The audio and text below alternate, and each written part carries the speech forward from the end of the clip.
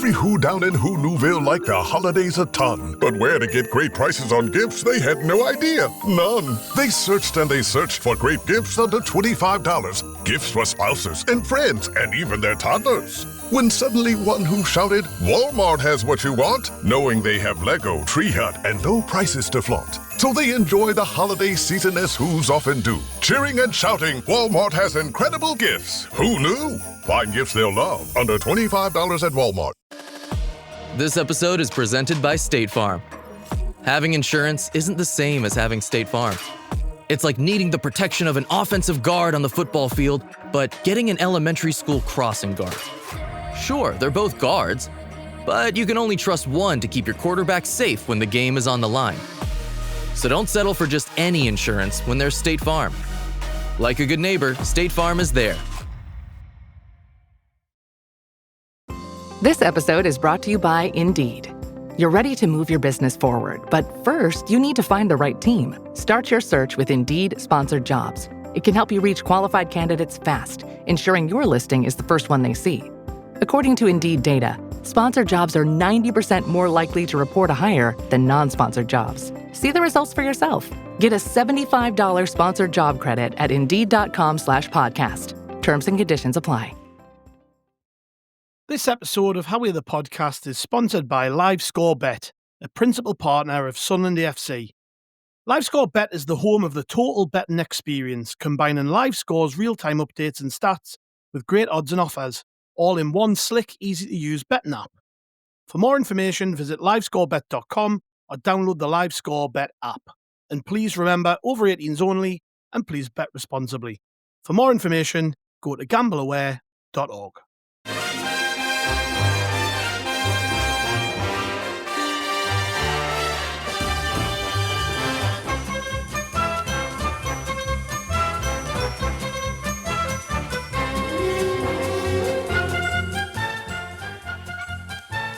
Hello everyone and welcome to How Are the Podcast, sponsored by LiveScoreBet. It's Gav and you join us for yet another preview for the Sunderland versus Newcastle derby game at the weekend. And well, today's guest doesn't really need much of an introduction because he is of course the man who masterminded 3 consecutive victories against Newcastle as Sunderland manager. It's none other than Gus Poyet. Hello mate. Hello, how are you? I'm brilliant. We were just chatting there. You're a little bit tired because you've just arrived back in the UK from Korea, having just left your job over there. How are you? I'm okay, yeah, tired. Great season, probably. I mean, not in terms of repercussion. I think that Sunderland was amazing worldwide. But in terms of results, it's probably the best of my career because going to a new country without knowing anything about the culture, getting a team like last year play for relegation and winning the league and winning the cup, and winning Manager of the Year and Manager of the Cup. Yes, it cannot get better. So, but it was very, very nice, great experience. Obviously, too far from the family, and slowly we're getting older, and you would like as well to enjoy your family day by day. Yeah. You seem to have moved around quite a bit. I mean, you've obviously managed in Korea, then you were Greece manager. Prior to that, you were managing in Chile, France, China, Spain, Greece. Again, there's no job off the table with you, it seems. I tell you what, it's interesting you ask me that because after Sunderland and after being in England for 20 years or so, I said, I would like to have, something different abroad. But thinking, I'm going abroad, I see something different and I come back. Yeah. And that's 2015, 16. And I couldn't come back anymore. So I think I made a mistake in some ways because always is that willing to come back to England. But after AEK in Greece, I went to Spain. After Spain, it was the boom of China. And after China, I really tried hard to come back in here. Really trying to come back in the Premier League, which is very difficult, or in the Championship that I would like to think that it will be a little bit easier for me. But no, so I keep trying different cultures, different countries and learning because you learn a lot from other people. I seem to remember talk 2-3 years ago about you maybe coming back to Sunderland. Was there anything in that? Well, it was. I was in touch all the time. I'm still in touch constantly with Juan Sartori, one of the owners. We have a great relationship, and it was a moment that I think it was. I don't know if it was just before going up to the championship or the first year in the championship, but I was in that moment. It was not possible, but we had many chats. I mean, without going too far, 2 summers ago, I went to watch the games of Sunderland in Spain when they were playing friendly games in there. So I'm always in contact and always in touch. I always check in. A bit more difficult this year because of being in Korea, but yes, a very good relationship with the people of Sunderland. So you're still buzzing, you're still active, you're still looking to get out there and work again after this, I presume. I think when you have a good relationship and when you've done something different in certain places, you always have the chance to go back. It's more difficult when it didn't work out. Let's say very difficult for me maybe to go back to Real Betis because I was only 3 months in there and didn't work out. But Sunderland, the salvation, the miracle, the games against Newcastle, obviously, the cup final, then we lost it, but it was a great time as well. So there is many things that they are positive, and also the relationship with the owners, which is important. Yeah. I mentioned at the top there about this being a big week for the club, and it won't have escaped your attention, obviously, that we play Newcastle, the first meeting between the clubs in the Premier League in 10 years. I mean, before I kind of get into your time as manager, just what's your impression now, even now, as being someone outside of the club, of this rivalry, this hatred between the two football clubs and the sets of fans? Like you've been all over the world, as we've just discussed. You've seen, I'm sure, some massive derbies and rivalries. But where does Sunderland and Newcastle rank? High. I know people will know, the Real Madrid, Barcelona, the big ones worldwide, Boca Juniors, River Plate, or these kind of derbies, Inter, Milan. But I had the chance to live it. I had the chance to feel it because it was the feelings that were unbelievable.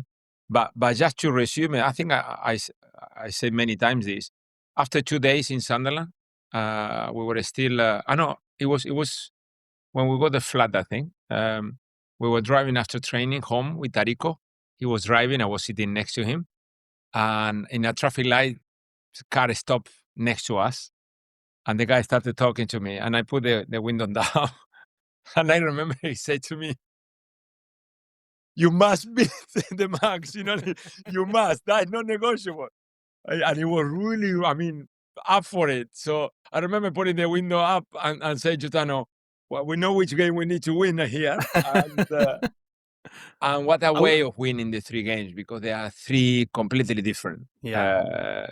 And everyone has something special because they were amazing, the 3 of them. But I'm still having a few videos in my computer about those games, people celebrating, especially the 3-0, obviously, away from home. But yes, I would say if you don't live it, you wouldn't realize how big is that derby.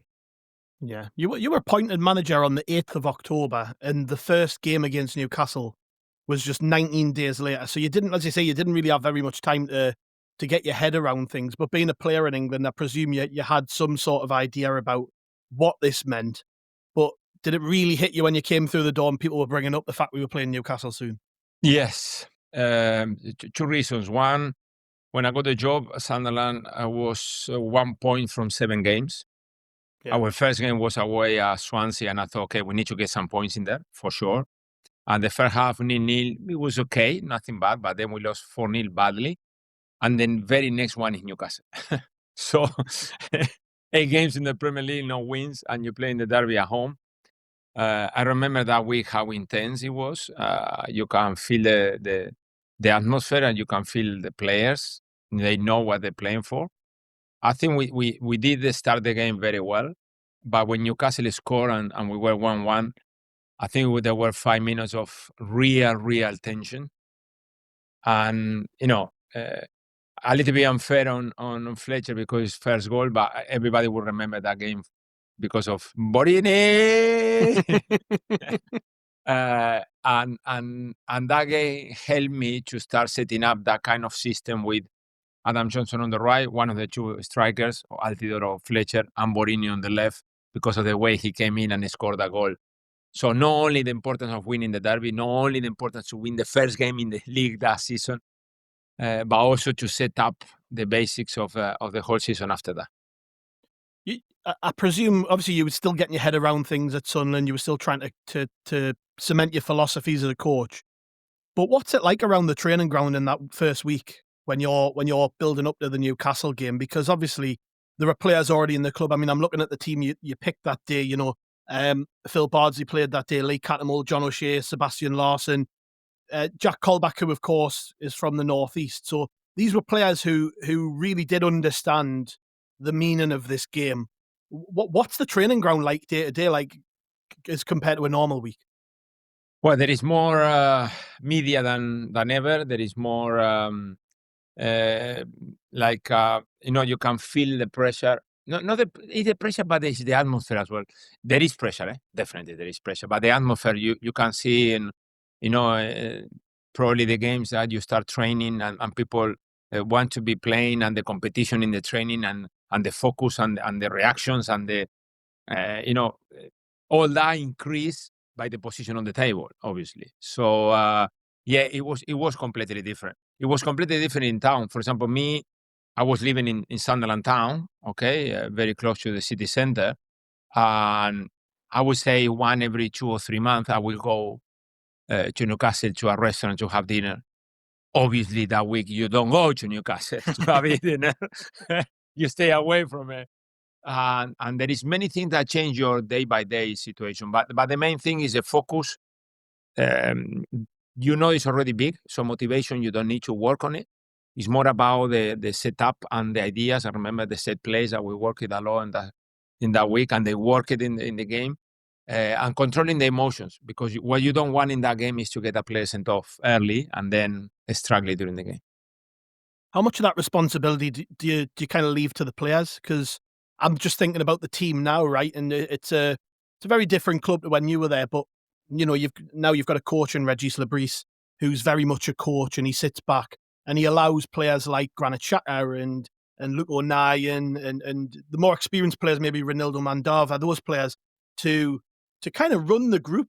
Was that always the case when you were manager? Would you kind of leave the emotional side of things to the players to manage themselves as a group? Depending on the game, I had very good relationship with the leaders. I make an example of my way of dealing with situation with the players. And when you travel away from home, and we were having the following day of the game off, certain players, they want you to stay over, no? For example, you go to Manchester and people this meet in Manchester, West Brown, John O'Shea, they want you to stay. And we knew that we were going to Manchester, at least a couple of times to Liverpool, 4 or 5 to London. So I called the leader, John O'Shea and Cattermole and West Brown and company. And I said to them, listen, this is simple. We cannot go, especially to London, by plane, private plane, and come back with the plane empty. Okay, that costs money. Okay, so we need a little bit of respect to the club and a respect to the how they supporting us. So I leave it with you that, let's say from 18 players at that time, 4, 5, 6, they can stay. Everybody know.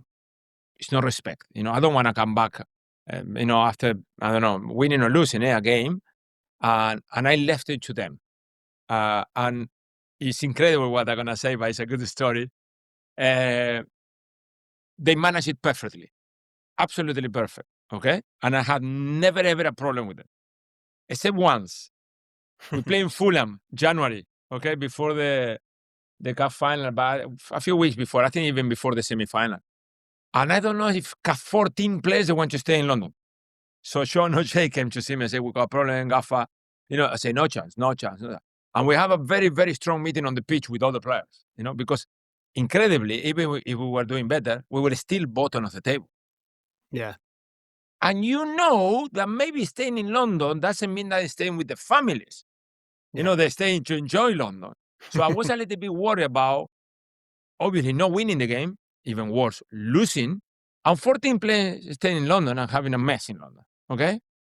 And I had a very strong message to them, like I cannot say the words here, but the F word was in the sentence saying, you know what? Why you don't win a football game and stop thinking about the after the game? And I don't know if you remember, we went to Fulham and we destroyed them. We scored 4. And when we taken the penalty, last penalty, and Johnson, I'm turning to the bench and they say, "You bastards, what you do to stay in London?" You know, like. And obviously, on Monday, a few players they were in the Daily Mail in the back page, obviously. But you know that. But it's like I give you, but you give me first. Yeah, it's a you trade-off. understand that kind of relationship. And now, even if I think it's interesting what he's doing, the coach, Lebris, I think that the players, mostly they should know, and probably the ones that have been at the club for long, they will start creating the atmosphere. Because for sure it's completely different. I'm telling you, there is no comparison in that game with anyone.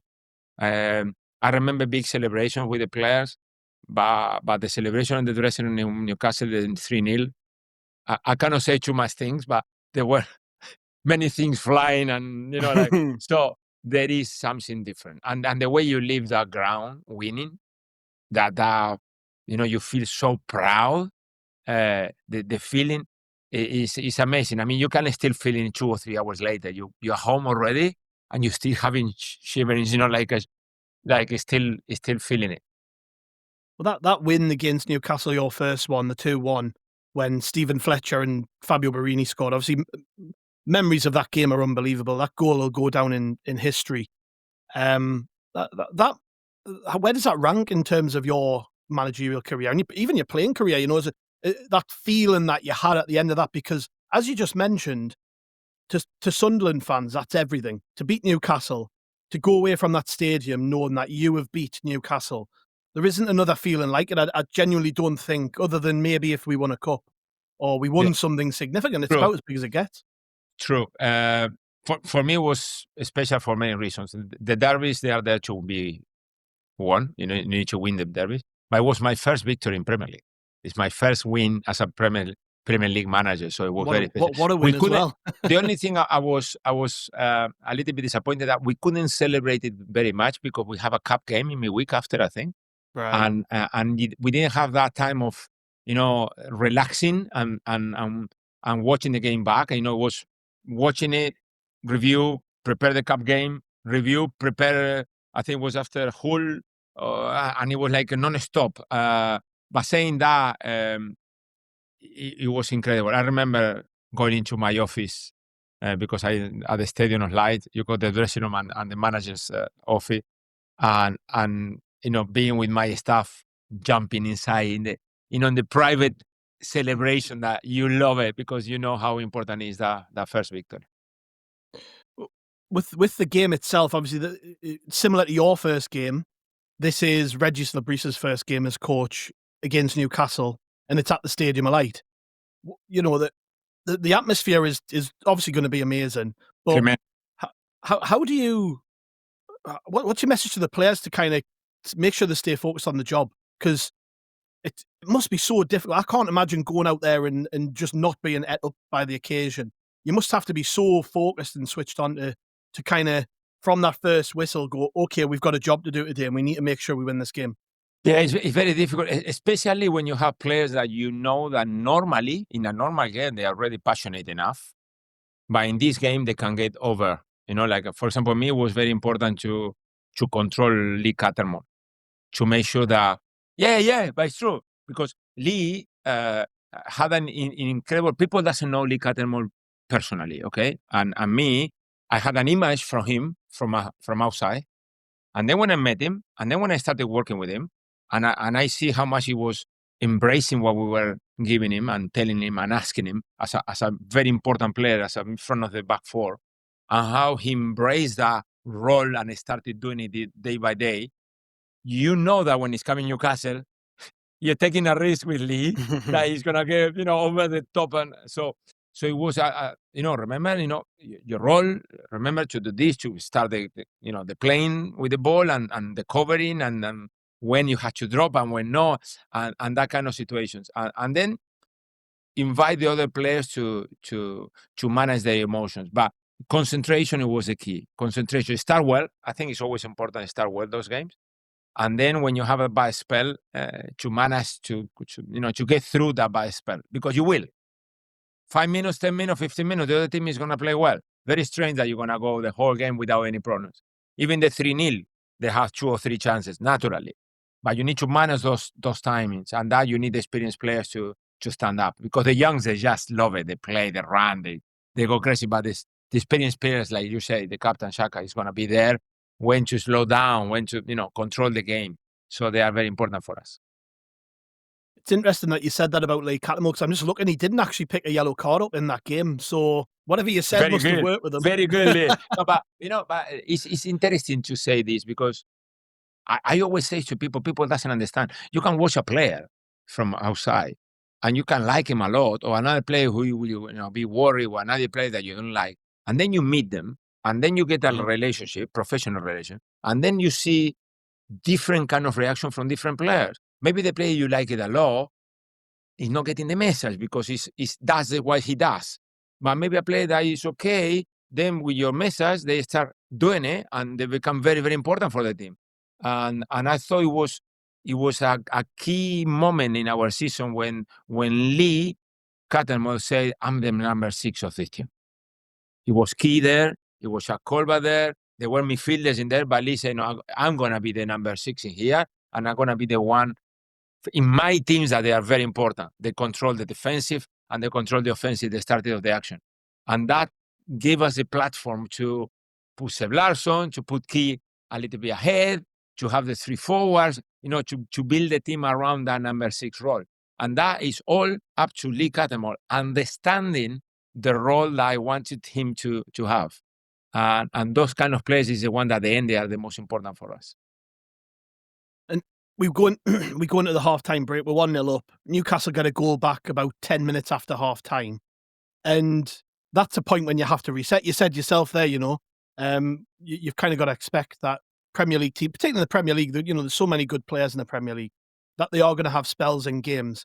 So what was I'm guessing you kind of had a plan for that, right? If we concede, if we need to get back into the game, yes, we want to do this.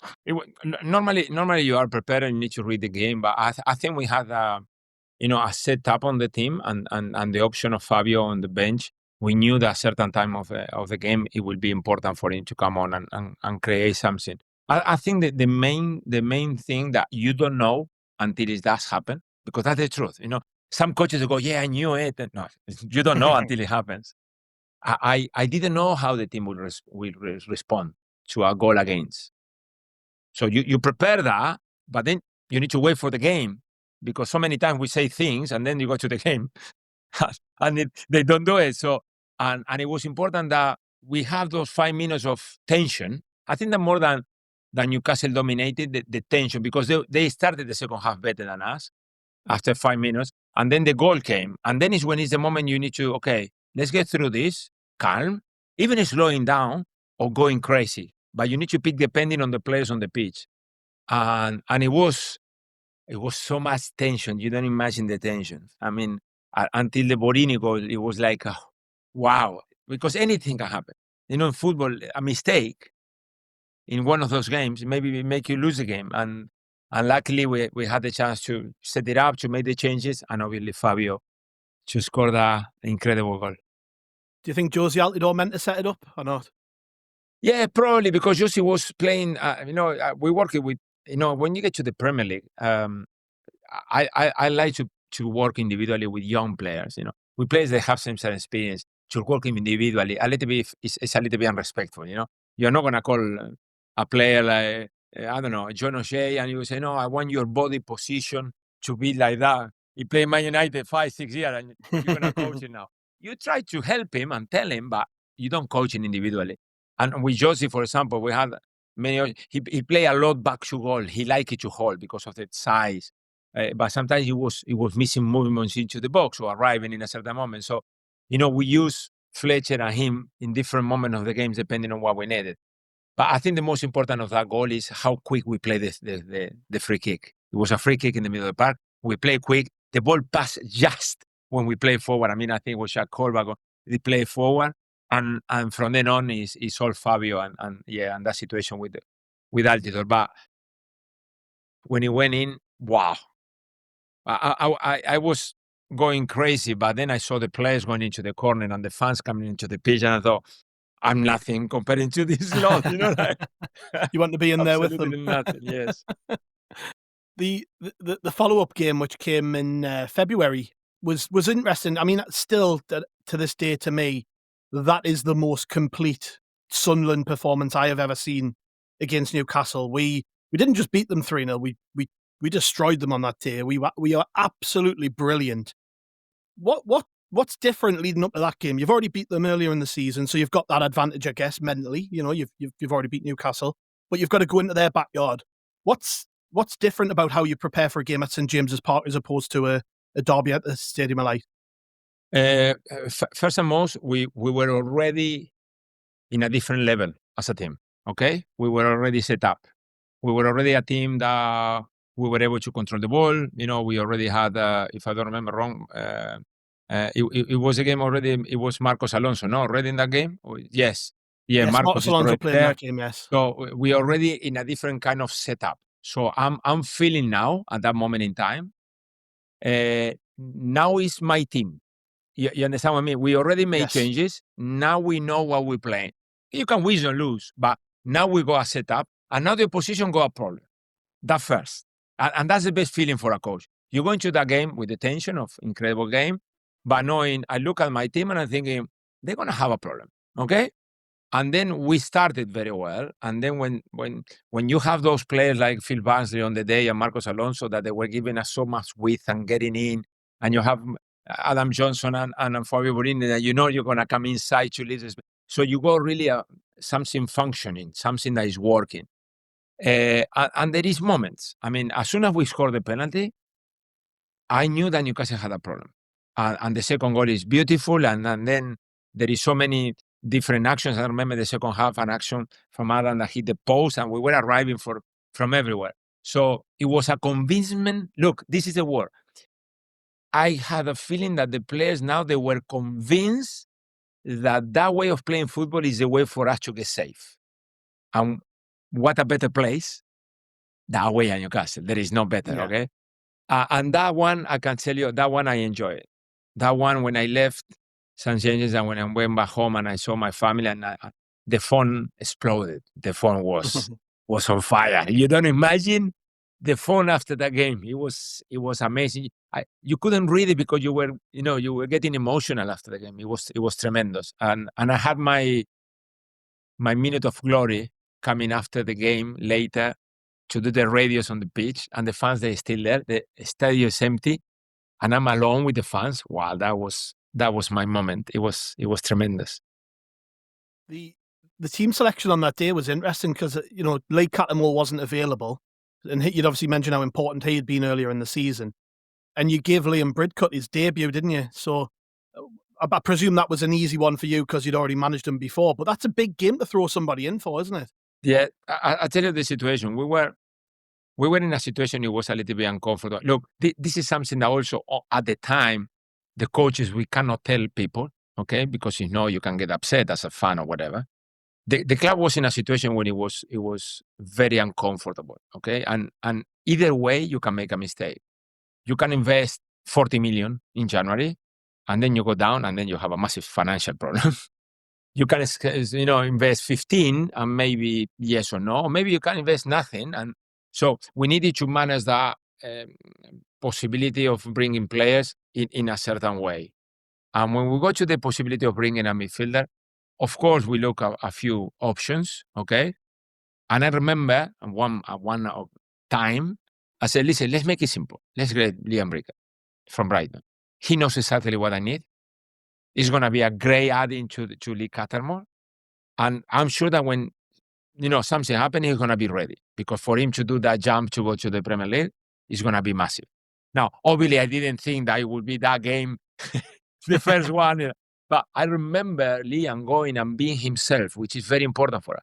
He was pointing to people where to go because he knew to perfection our system, to perfection the positioning, to perfection the covering. So he was the same player that had a Brighton, but at another level. And it was very important on the day. People Obviously, we remember the goals, we remember many things. But I think as a team structure, Liam given a massive help on the day. He was outstanding, if I remember rightly. He was really, really good. I mean, I just have to commend the spirit of a player to be able to come into such a big game, because it's the biggest game for Sunderland, you know. Look, and to make that Liam, step up from the Championship is wow. I got a good story with Liam Brickett, because I went to watch a few games when I was at Brighton in, I think it was League One, and I went to see a few Chelsea reserves games, and I remember that, look, it was Lukaku playing for the reserves at that time, young, 17, massive already, but and then we started the season with Brighton, and in the second game, typical August Carling Cup or Coca-Cola, whatever it is, the League Cup game, one of our central midfielders, Ana Navarro, got a crucial ligament injury. And then I said, wow. And I started thinking, I need a replacement. I said, Liam Brickett. And I checked, and it was released by Chelsea, and it was kind of on a weak contract somewhere in the south, in League One, I think. And I called him. I tell you, the cup game was Tuesday, and on Wednesday or Thursday, I called him and said, Liam, where are you? He said, I'm in, I think, Yeovil or one of these, I don't remember, Plymouth. I said, get in your car and come to Brighton. He said, but Gaffa, you know, like, I don't care. Get in the car and get to Brighton. And the first season with me, him and Kishishev, the Bulgarian player, they'll alternate one, the other one. And one day I called them both and I think, you two, what is wrong with you? If I play you, you are so-so. If I don't play you, when you come on, you are outstanding. And then I play you, and you are so-so. And then I play you. Get the shirt, grab it, say it is mine. And Liam went to another level, and he became the player that I needed. So when I had that problem in Sunderland, and you don't have the finances, or you don't have the possibility of bringing at that time the player you want, because it's January, it's not June, July. It's different, okay? And I remember saying, okay, the other option is Liam. I know what he's going to do. You don't know him, but I know, because I know him personally. And that's a result of that situation. Well, we'll go for a quick break, I think, and then we'll come back and chat a little bit more about the 3-0, because it was, like I said, my favourite game. So we'll be back in a minute.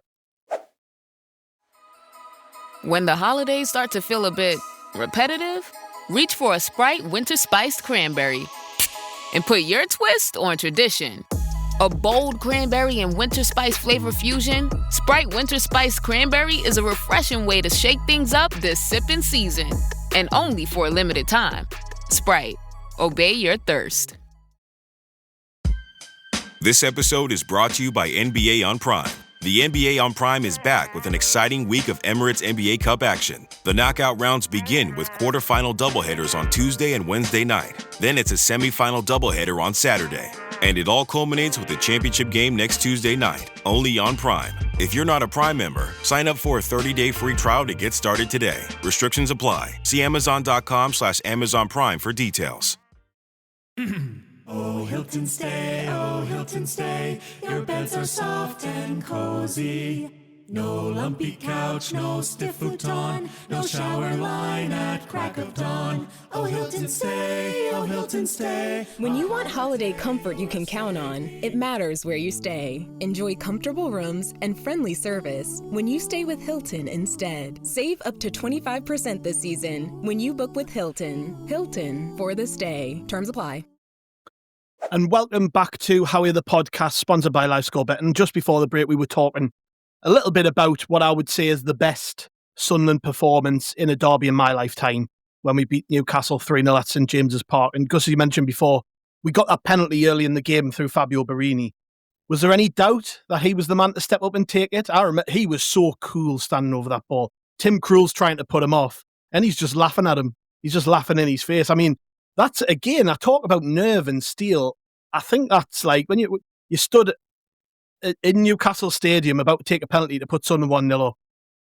Normally your nerves would be jangling, but for Fabio Borini, it wasn't. Don't ask me to take that penalty. I was not very good taking penalties. So I think Fabio embraced as well, because when I go to the club, he was playing, not playing. I didn't play in the one of the games at the beginning, and then he got the ability to understand his positioning and his responsibility in front of goal. He was always a goal scorer when he was at Chelsea, Swansea, everywhere.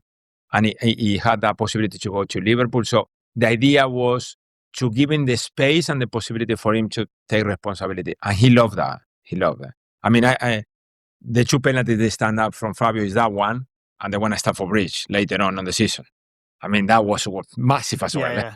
To get a save again, so cool, in that game. So, no, I was just hoping that, everything is right. And because you never know what is going to happen in a penalty as well. But I was quite calm. Like I said, in that game, even if it was tension and responsibility, I knew that my team was already coming up slowly. So when Fabio scored, I thought, okay, good start.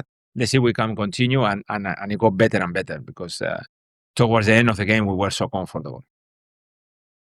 The way we passed the ball around that day was obscene, really, I mean, I'm looking at the Newcastle team and they weren't a bad side. They had some good players, but it was just a case of we didn't just go there and own the occasion. We controlled the ball completely. Like, was that the plan always going in? We're just going to, quite confident. We're going to go there and we're going to play our game and we're going to make them kind of dance to our tune. Yeah, that's my way. I try to convince the players. It's not easy because the opposition plays as well.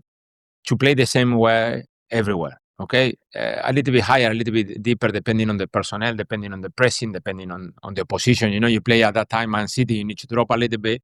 We didn't have the quality as a team to go and press high, but we had the quality to defend deep. So there is things that you need to make decisions. But also, sometimes you go to a club and you start working, and you can get a team that maybe in a month or two, bang, they're playing. And another time it takes you 3 months, another time 6 months. You never know until it does happen. So it's very important what you add. When you have the chance to add, you need to pick the players, the correct players. And we added well before the game. The Marcos Alonso, the Liam Bricker, we had that extra bit of positioning that gave us the platform.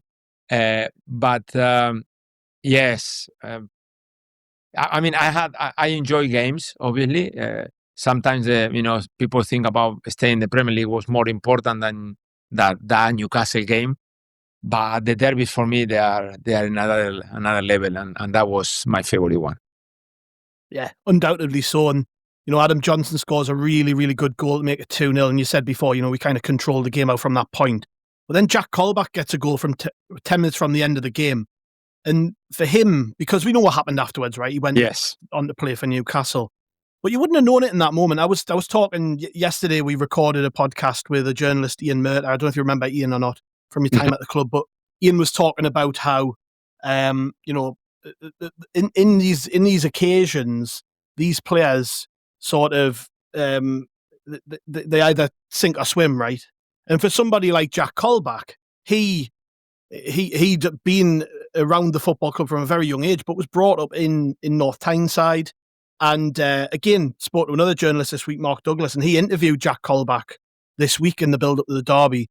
And he was telling us about how Jack had said, obviously my allegiances were with Newcastle, but I was a Sunderland player. And I've watched the highlights of the goals back from even before that derby. There's another one. I think it's when Asamoah Gyan scores for Sunderland. And he's in the crowd with the players and stuff. What's that like? Obviously, you're not Jack Colback, but in that moment, he's not entirely a Sunderland fan, right? But he's still part of the group. Like that thing comes up quite often with Sunderland fans because at the minute, for instance, we've got a player, Chris Rigg, who everybody knows was brought up as a Newcastle fan, but he's been in Sunderland's club his whole life. So what's that like for players who've kind of been, in both camps to a degree? Yeah, I think it's important that sometimes it's an extra pressure for them because he knows that everybody knows. Me with Jack Colback, it was something very important for me from the beginning. That as soon as I got the club, he was playing many games as a left back, and I called him. I said, "You're gonna play midfield with me, bottom line. If I need a help one day because we don't have a left back, maybe I will ask you to play one game, but you're a midfielder." And I thought that liberated him. Like he said, "Oh, thank you very much. Thank you. I want to play midfield." And he grow to a level that it is showing that in that goal we are pressing, we get the goal back, and 4 players go for the third goal. It's not like you say, "Okay, go. We are 2-0 down." No, we were playing the same game in the 80-something minute, and Shaq was that kind of player. It was a difficult situation. I explained it to you before. how difficult it was for the club to make decisions in the position that we were. And one of the biggest, it was Jack Colba. Okay, Jack was finishing contract. Obviously, he was playing. He was part of this team. He was earning his new contract, but it was still the possibility of the team going down. So the club couldn't really negotiate with him because, you need to negotiate, okay, if we stay up, this is your contract. If we go down, and it's difficult negotiation. And that, unfortunately, put Jack Colba free, to leave. Okay, we didn't know he was going there, but you need to understand the players as well. They have a life, they have the families, and they need to make decisions sometimes. And we were in a position that we couldn't really offer too many things to them. But yeah, it was a good goal. I remember that you're saying because still in my head the comments from the television, from my Sky when they say, the player from Tennessee scored against. That is fantastic. So I think is for him it was quite a release. He celebrated and he knew that he was part of us, even if he was a young Newcastle fan. That again, I keep saying it, but that game was just unbelievable, and you must have felt so proud coming off the pitch. Like you said, you were looking up at the Sunderland fans. There's a great photo from that day where the game is still going on, but the ground is empty. There's maybe 1,000 Newcastle fans kind of dotted around the ground, and you can just see this wall of Sunderland supporters up at the top of the stand.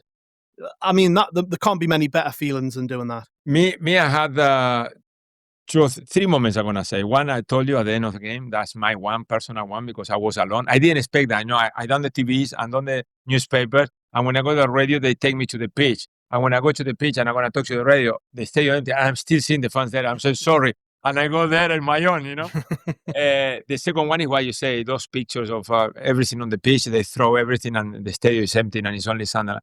And the other one is the 2 or 3 times that we stopped the game because the fans that were jumping on the pitch trying to, throw the season ticket to Alan Pardew and to the bench, and it was kind of a mix of emotion because you put yourself on the opposite manager and it can happen to you, but it was like make it bigger. You understand the meaning? Yes. Even if I didn't like it. It make it bigger because you can see the reaction, what it means to everybody.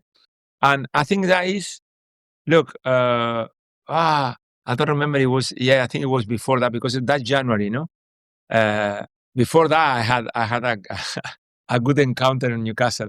I needed to buy something for my wife because my wedding anniversary is the 30th of December, 29, 30, in Uruguay, 29. And the 30th is the party. And I was in Newcastle trying to buy something, and a Newcastle fan come across me. I'm sorry about the words. I don't know if you can put a bit. No, you're good. You can say what you want. And the guy said to me, wrong city, you twat. And I look at him and I didn't turn. I keep walking, like through. Wrong city, you twat. I said, okay, I take it, Lucky it was before. That game, because if it's after, I don't know if I can go to Newcastle. He might not have said anything if it had been after the game. It might have just been a flying fist or something. Yes.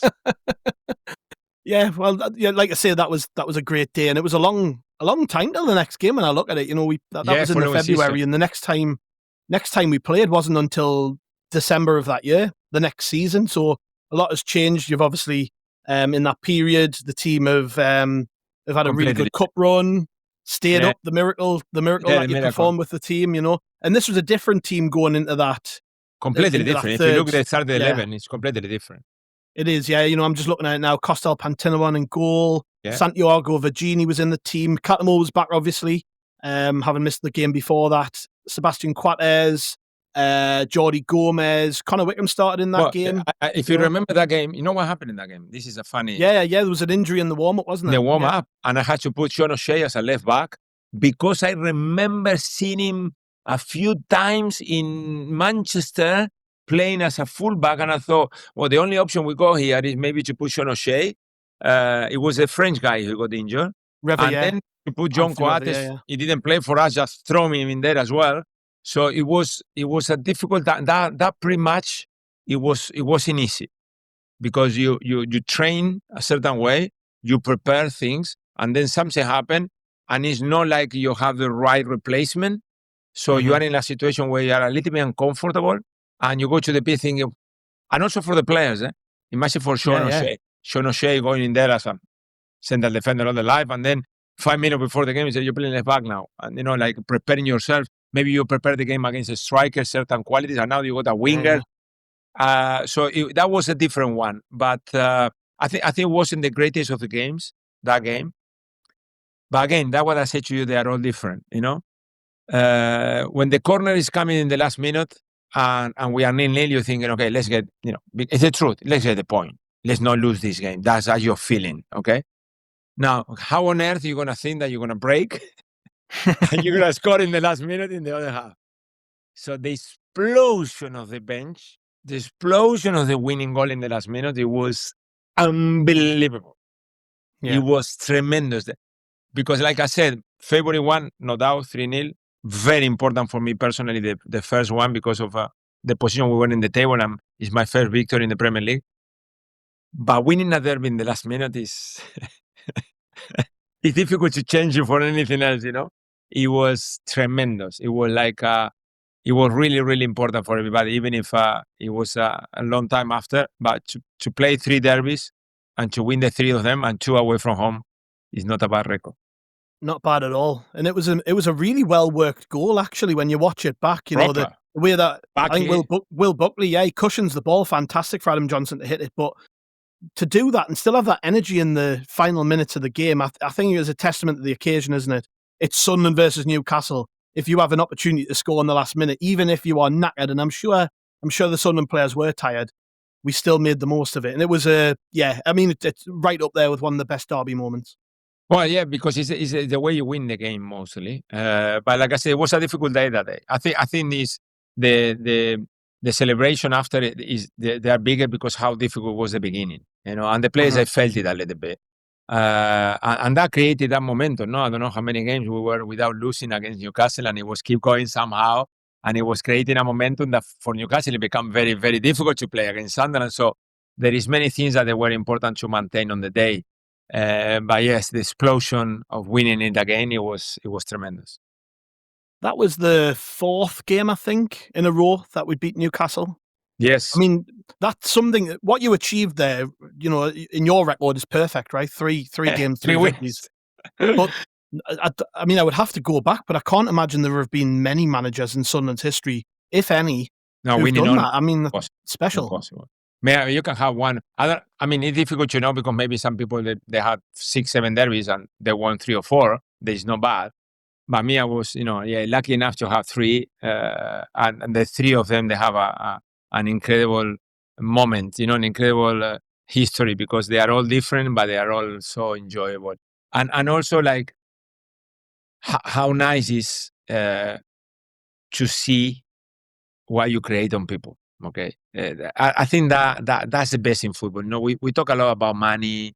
We talk a lot about many things in football, but the way you made the weekend or the week for the whole supporters is amazing. I had my family most of the time in Sunderland, but when I didn't, I am not a good person cooking, so I was going to restaurants, and especially in that week when you see people is like, you made the week, that's it. I don't care about anything else in life today, I just care that we beat Newcastle, and that's it. And that's tremendous. What football brings together is tremendous. What do you think you had over Alan Pardew then? Because that was obviously the 3 of you met three separate occasions. To be honest, I got a good relation with Alan because we met many times previously to that as well, and many times in the League Managers Association. I think with Alan it was. I think in Newcastle he was doing very well. If I don't remember badly, until that news that he had like a 8 years contract or something like that. Yeah. That it was a little bit like surprise to everybody. What is going on in here? And that didn't help. Didn't help because we all need a little bit of challenge. The players as well. The typical team that is not doing well and you change the coach and the players, they say, oh, maybe it's us. And they react. That's why you change the coach. And it was like getting a little bit too long, and that didn't work out for Alan. But yeah, probably was tough. I don't know the previous, or the post, because I remember the previous was the Paolo Di Canio, and then Advocat, I think as well, he won one, and other guys won a couple. So yeah, it was a difficult time. Yes. So with the benefit of time, I'm looking at 11 years now since that game, that final derby. Long time. And the club's come such a long way, really. I said at the very start, this is 10 years now since the two teams have met in the Premier League. It's gonna be massive. Yeah, sure. It's not really, it's not something really put into words, is it? How big this game's going to be. So, if not that it's anyone's place to give advice, I guess, but if you had any advice for the coach and for the players this week, what would you say? First, I love the coach. I met him, like I said to you, 2 summers ago in Spain. I think he was very calm. He knew clearly what he wanted. He was so calm after the game against, I think it was Nottingham Forest. It was a draw, 1-1 in Alicante. I saw him so calm and so convinced. I think he knows now exactly what it means to the fans, because the fans, they tell you the first day, and now it's coming the day. Probably he knew from last year in the championship, and he was waiting for this game, and now he's gonna know how much it means. I think the team is in a good moment, even losing the other day. I think there's a very good setup, a good understanding between the coach and the players. So it's just a matter of performing on the day. That's a good message. Just perform on the day. Don't worry about anything before or after. Just perform. Do your basics. Do what you do best. That's what you're playing.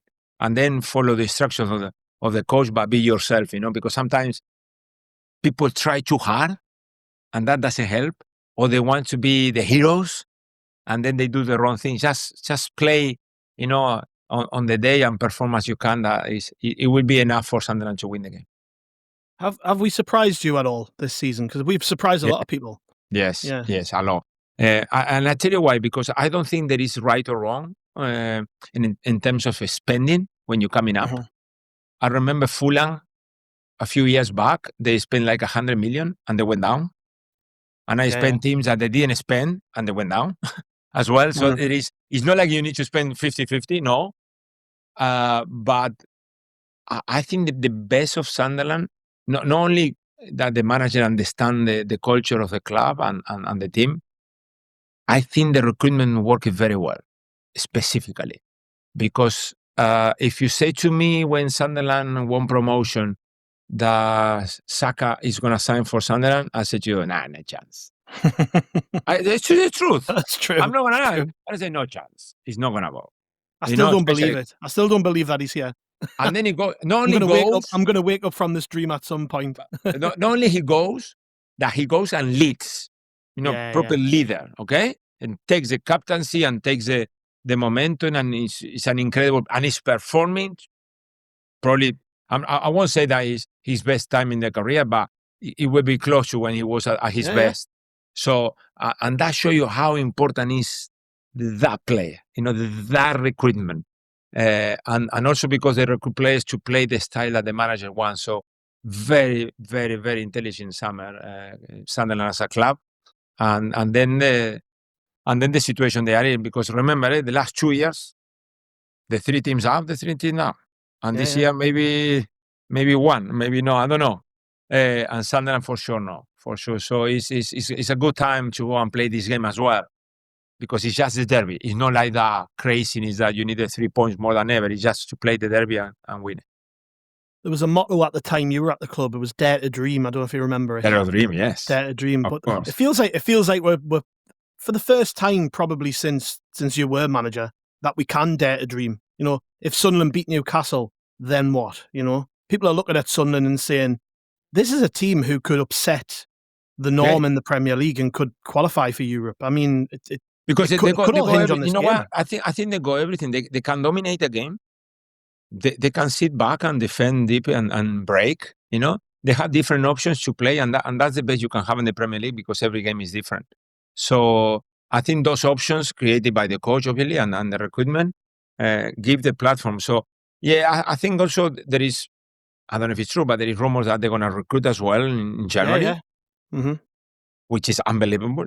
Is the dream of the coach. I always say, we always ask for money. Normally we don't get it, but when you get it, it's spectacular. Yes, you know what? It's a good point where you say more than, okay, it's the derby and it's the day, it's the biggest game of the season. But it could be that step forward to thinking carefully, because beginning of the season, stay up with any doubt. Yeah. Then, because of the way they're playing, people will say, maybe we can finish in the top 10. Kind of. And then it's very close, because the 10 at the top and the 6 at the bottom, normally they are so close that win define your season. So it could be an important game in terms of doing that one step forward, yes. Are you confident someone can go there and do the job? Yeah. Yes. Yeah, because it's... I don't know the results, so because I don't know. My feeling is that we're gonna win. Even it's coming the week, we're gonna win. So it's amazing, and I hope it's a good day of football as well, because I'm still having pictures and videos of the fans arriving at the stadium in Newcastle and leaving after the 3-0 and celebrating, and those moments I think that's why we play football, really. For those moments, they are incredible. So you'll be watching the game, I presume? Yes. Luckily, I'm gonna be resting in my home country, but watching the game nice and relaxed without any pressure, because it's been difficult this year to watch games in Korea. They were all at 3 o'clock in the morning, 4 o'clock in the morning. So I've been watching only highlights. It's not the same, obviously, but this one I'm gonna be relaxing. In Uruguay, it's only 3 hours difference, nice and relaxed. Summer, imagine shorts, flip-flops, watching the game, probably a beer. I can have a beer. Thank you very much. Don't rub it in. I hope we can celebrate, because the club deserves that. It's been waiting for so long to have this chance, and now is the moment to go and win. Well, Gus, it's been an absolute pleasure. I've really enjoyed this, and I'm very excited for the game now. You've just reminded me of how good it feels to beat Newcastle, not once, not twice, but 3 times. So thank you very much, and good luck for the future. I'm sure after a nice break and Christmas, you'll be back around to go somewhere else. Yes, I hope so. Thank you for that. Yes, I really enjoyed it as well. Yes, now it's time to rest a little bit and prepare for the new challenge. You never know when it's coming.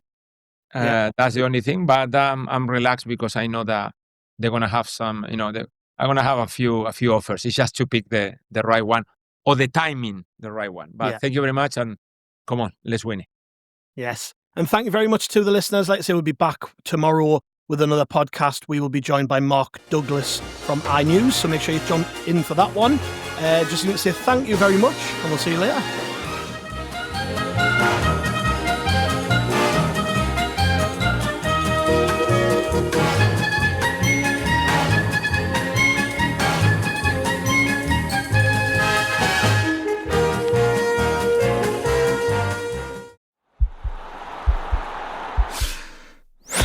This podcast is part of the Sports Social Podcast Network.